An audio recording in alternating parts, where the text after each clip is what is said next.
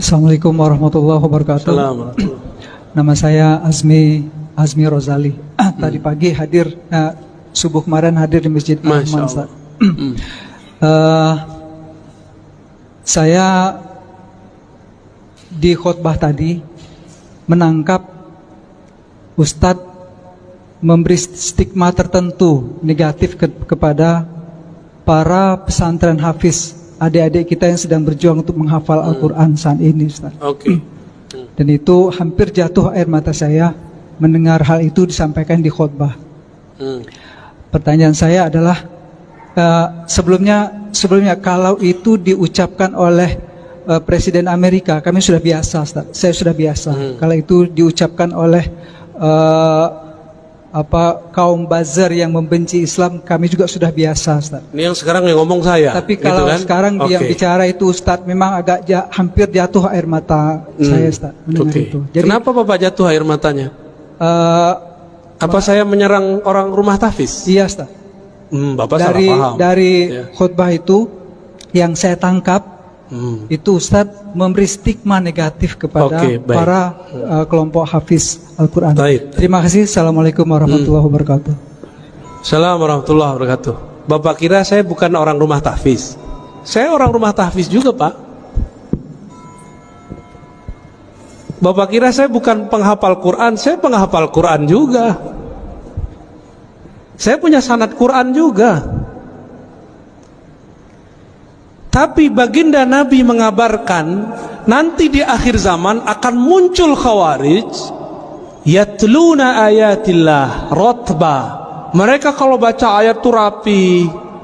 Kita nggak paham maksudnya apa. Ternyata di akhir zaman menjamur rumah-rumah tahfiz. Disitulah masuk khawarij. Saya nggak menyalahkan rumah tahfiz, tapi saya menyalahkan kalau rumah tahfiznya kemasukan. Paham? Dari 2008 saya membersamai rumah tahfiz di Pamulang, di Ciputat, di sono. Kita ngajar mereka. Bahkan saya sampai sekarang masih ngulang-ngulang hafalan saya lah, ya. Masih. Nggak ada stigma negatif. Stigma negatif itu kalau rumah tahfiz sudah kemasukan, dan itu kejadian, Pak. Jamaah kita udah ngurus masjid sekian tahun. Ada anak tetangga ditaruh di rumah tahfiz. Rumah tahfiz namanya kayak sahabat gitu, ya.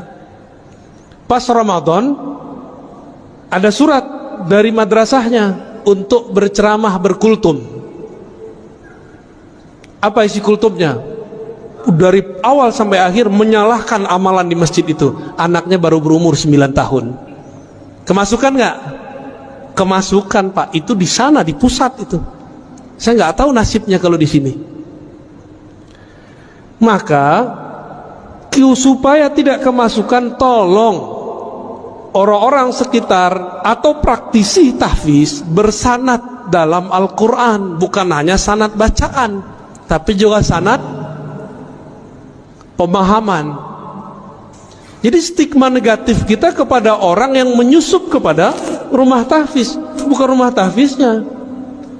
Saya mau tanya, Pak, dari dulu negeri ini sudah ada belum pesantren tahfiz? Bapak jujur, sekarang yang buka rumah tahfiz, hafiz gak? Jujur aja, Pak. Hafiz gak? Rentan gak kemasukan? Itu maksud saya, paham? Kenapa kita kalau mau mengirim anak kita tahfiz nggak dikirim ke pesantren tahfiz?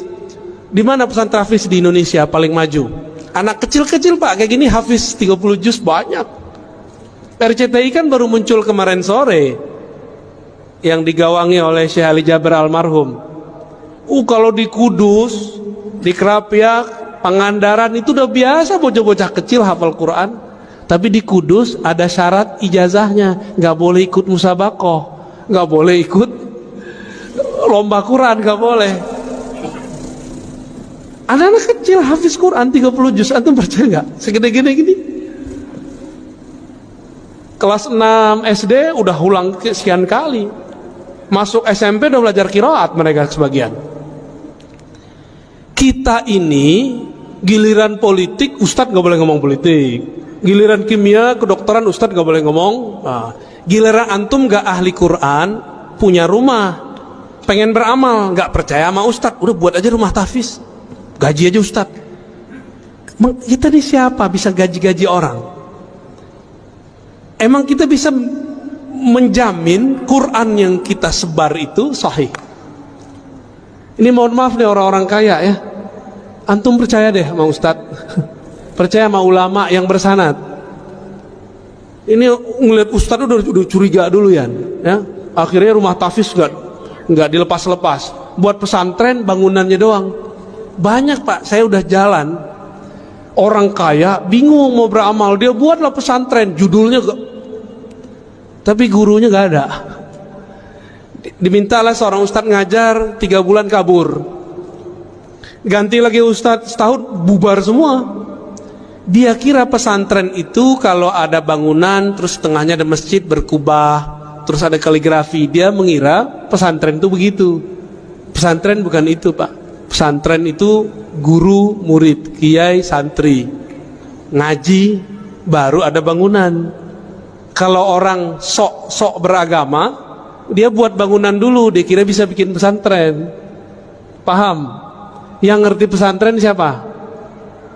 Ulama. Yang ngerti buat jalan, buat bangunan siapa? Insinyur. Maka kami nggak urus Pak itu. Kita ini sering membatas-batasi ustadz, tapi kita kemudian ngambil wilayah dia. Ya. Jadi kalau nggak pakar-pakar amat, lu serahin ke pakarnya. Rentan sekali. Dan Bapak percaya atau tidak, salah satu guru saya didatangi salah satu gerakan rahasia di dunia, saya nggak usah sebut, dan mereka mengatakan apa, disampaikan ke kita waktu itu. Ini Bapak percaya atau tidak, ini bukan stigma negatif. Rumah-rumah tahfiz, ma'had tahfiz yang tidak jelas sanadnya itu proyeknya kami. Itu mereka yang ngomong tahun lalu, untuk mengadu ulama-ulama yang ada di pesantren-pesantren dengan orang yang juga berkopiah, ngafal Quran, tapi isi dalam kolbunya tidak ada Quran. Dia cuma ngapal. Ini mohon maaf Pak, kita ini kan termakan. Kalau makof itu kok ahli Quran. Ahli Quran itu ada yang pakarnya hafalan, ada yang pakarnya tafsir, ada ahli Quran pakarnya di hadis, ada ahli Quran pakarnya di fikih, ada ahli Quran pakarnya di tasawuf. Itu semua ahli Quran. Bukan yang cuma tamatan Quran Pak, hafal tahfiz, enggak. Apakah bisa mengamalkan Quran tanpa ilmu fikih? Apakah bisa mengamalkan Al-Quran tanpa ilmu akidah? Kan enggak bisa. Jadi tolong diluruskan Pak ya. Saya tidak pernah punya stigma negatif kepada penghafal Quran. Saya cuma mengkhawatirkan jika rumah-rumah tahfiz dibuat oleh orang yang bukan ahli agama, nanti kesusupan oleh kelompok khawarij. Itu aja Pak. Ya.